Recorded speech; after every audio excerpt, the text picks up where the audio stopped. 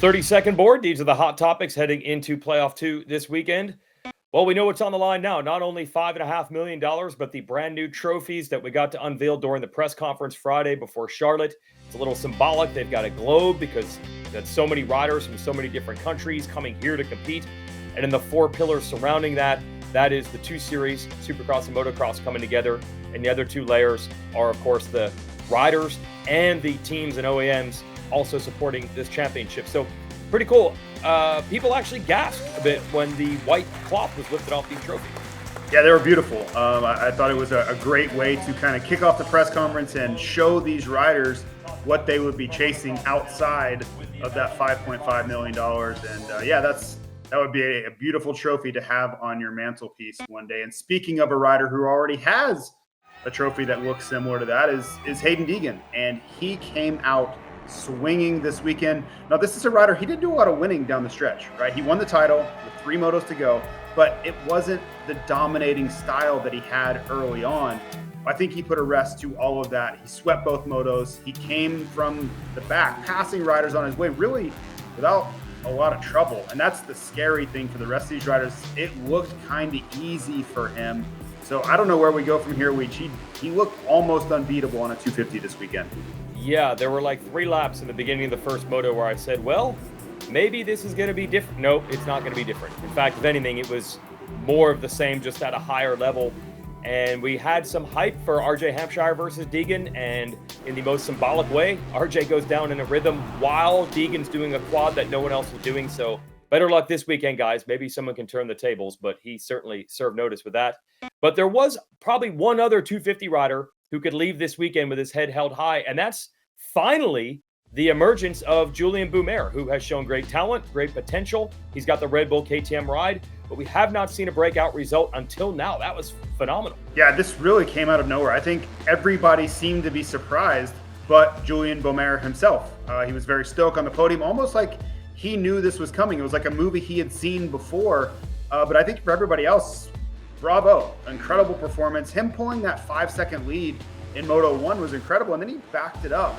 He was there all day long. So where do we go from here? That will be the question. There's a ton of talent behind him, but in the big picture future of Julien Beaumer's career, I thought this was a big moment because it was confirmation for all of the bosses, whether here in North America or in Austria, for Red Bull KTM looking at, hey, what do we do with this kid?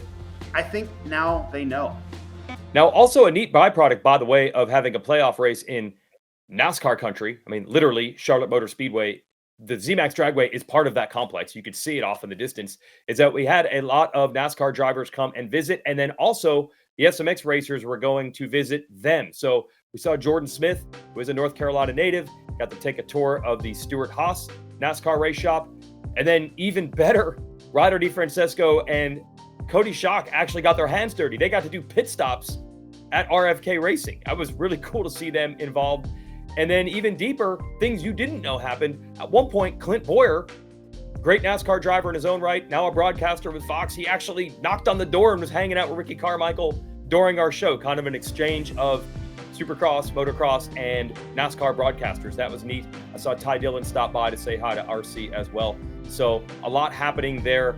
And then Noah Gregson, actually the driver, was there at Track Walk on Friday and gave his thoughts. Yeah, it's a super cool track. I was able to come out here last year for the race and watch the first ever SMX Championship race, and then to be able to come back. I know a lot of the riders, so they're also fans of NASCAR, which is cool. And AP's my guy. AP's my guy. I love Aaron. He's a fan favorite, and he's pretty good on the dirt bike. Yeah, this is all really cool. And at the end, we're race fans, right? So everybody has the mutual respect, and they come over. We go to some of their races too. You know, Jordan, this is the home race for Jordan Smith, so I'm sure that was cool for him to get involved in a sport that it's literally in his backyard. So I love to see that type of stuff. And if they came and were able to actually see the race on Saturday, they might argue that the biggest action of the weekend came in that 65 World All-Stars race, because those kids, they blew my mind, Weege. They are absolutely going for it. And I know Carter Gray didn't get the win. He was docked for jumping the finish line. But I'm just going to go ahead and tell you, it was the moment of the day when he decided, you know what? Probably going to get punished. probably going to lose the race, but I'm going for it. I am going to jump this finish line, and I think it got people out of their feet in a way that, Jett Lawrence and Haiden Deegan and all the rest did too. Yeah, I think that was the loudest the crowd was the entire afternoon. They loved Eli Tomac leading and winning a moto, but I think they cheered louder for Carter Gray. Now, the AMA did tell them before the race, do not jump the finish line jump. So once they tell you that, you got to take a penalty when you do it. I'm sure the second place rider, Chase Brennan, would have argued, well, I would have jumped at 2 and I would have maybe been close enough to beat him. I was following the rules. So you got to enforce the rules. But look, anyone that watched our show, anyone that was in the building, they thought Carter Gray won, and they cheered for him like he won. So I still feel like he's a winner either way. The rules are the rules, but they're 12 years old. I don't know if they're going to listen to him every time. I'm a parent. You can tell them. Doesn't always mean they're going to follow it. Good job, Carter Gray. That was spectacular for sure. This was not spectacular. How about all this hype? We're so excited. First gate drop, and we have a red flag restart almost immediately. Poor Julien Beaumer. He told us on Friday, JT, he was so proud that he made all the rounds this year healthy, and he's out immediately. Yeah, this was a big hit, and this was not a good week for Triumph Racing. They announced the departure of Joey Savacci from the team, and then they're kind of leaning into Julien Beaumer. He's been the shiny spot, whether it was Monster Energy Supercross or Pro Motocross. They kind of had their hopes all into him, and then he made it about 20 yards, as you mentioned. So thankfully he got up. In the end, after the red flag, he was okay. We don't know if he'll be at in Fort Worth this coming weekend, but big picture, thankfully he's okay, and we were able to continue racing. Now, unfortunately, Julien Beaumer was not the only big crash we saw all weekend, and this started on Friday. Huge crashes, whether it was the start or actually in the practice portions of the day, Weege. Yeah, so let's see. Justin Barcia down hard. He ended up not racing. Jason Anderson crashed hard. He tried to go on Saturday in practice, was off the pace. He's out with a back injury. We hope these guys come back this weekend. And Casey Cochran, who actually had a shoulder injury that he was nursing as he came in, then he had a huge crash, bruised up his hip. Not as bad as it looked, but not good enough for him to be able to race. So that's a bummer. So now we just kind of watch the clock to see if these guys can come back for this Saturday. For a little more on Barcia's status, Will Christian was able to catch up with him. Yeah, it's been difficult. It was feeling really good yesterday. It was good to be back on the track with the boys, and just made a little mistake, kind of went off the side of the track a little, hit a tough block, went flying, pounded my whole body. My neck's locked up today, and just everything's hurting bad, so we want to be smart about it, regroup, get a lot of points next week, and that's the plan. So yeah, we'll regroup, get the body feeling better this coming week, and be back in Texas. That's all we can do. Jett Lawrence, speaking of injury recovery, JT, 66 days out of thumb surgery. I don't know if he's 100%, but he was certainly good enough to win. And I got to throw it to you because I think you were trying to vocalize as loudly as you could how difficult or even impossible this task of winning this quickly would be. And then he did it. Yeah, I cannot express appropriately enough how impressed I was.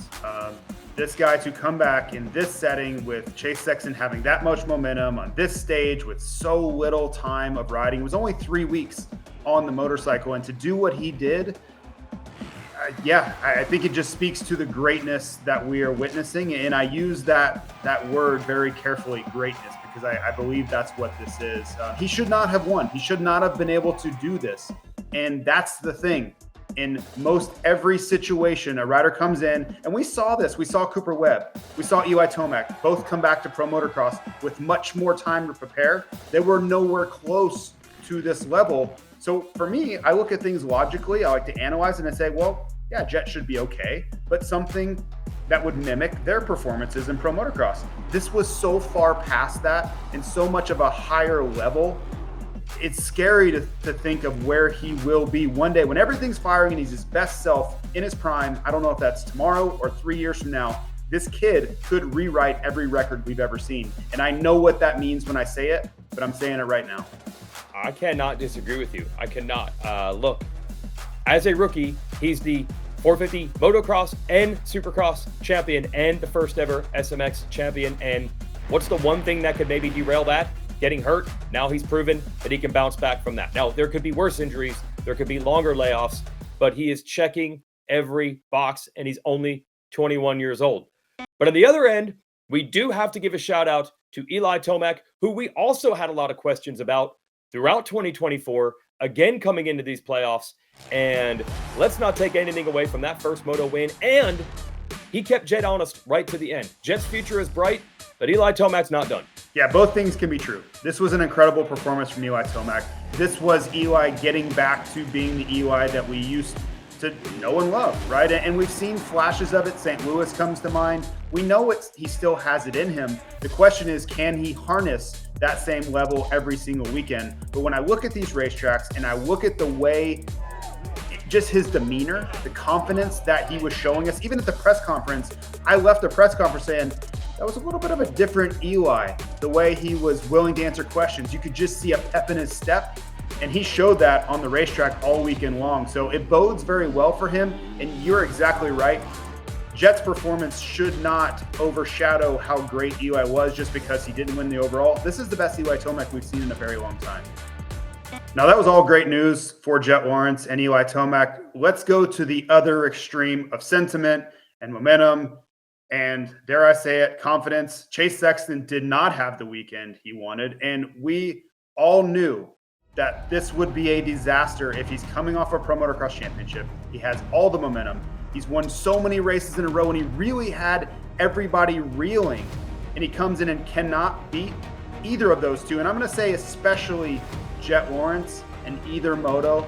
That was a big moment because I truly believe Chase Sexton is very sensitive to confidence levels and momentum, and he doesn't think big picture. Like, he gets very caught up in his own head about what's going on at the moment. This was a tough look. When Jett Lawrence has only been racing for 3 weeks, comes back in and not only beats you, but is able to pull away late. And that was Chase Sexton's forte. Late in the motos, he could take advantage of these guys. And not only could he not do that, he actually lost ground to them. So for Chase Sexton, this is going to be a very big week. He needs to regroup, kind of just try to erase that from his memory. And I would spend all my time watching pro motocross races. I would watch the race where he passed Jett Lawrence in Southwick and pulled away. I would watch where I just absolutely gapped everybody at Unadilla and try to remember, like some sort of mind eraser going into Fort Worth, because he does not want to think about what happened at Charlotte in any way, shape, or form. Let's show you how and when you can watch this weekend's playoff round 2 from Texas. Race day live qualifying coverage will begin at 9:30 a.m. Eastern on Saturday. It's another day race, so qualifying in the morning. And then we'll have the SMX Insider pre-race show at 2:30, and gates will drop at 3 o'clock Eastern. Those are the exact same times that we had over the weekend in North Carolina, so you should be used to that. There is also a same-day delay re-air on USA Network that starts at 6 Eastern, so tell your friends that they're not watching on Peacock or the SMX Video Pass. Check it out on USA Network Saturday, 6 Eastern. Hi folks, Lee Diffie from NBC Sports here. If you truly enjoyed what you just watched, you can get more news, interviews, and highlights by subscribing to the Motorsports on NBC YouTube page. You can get it all, so go for it.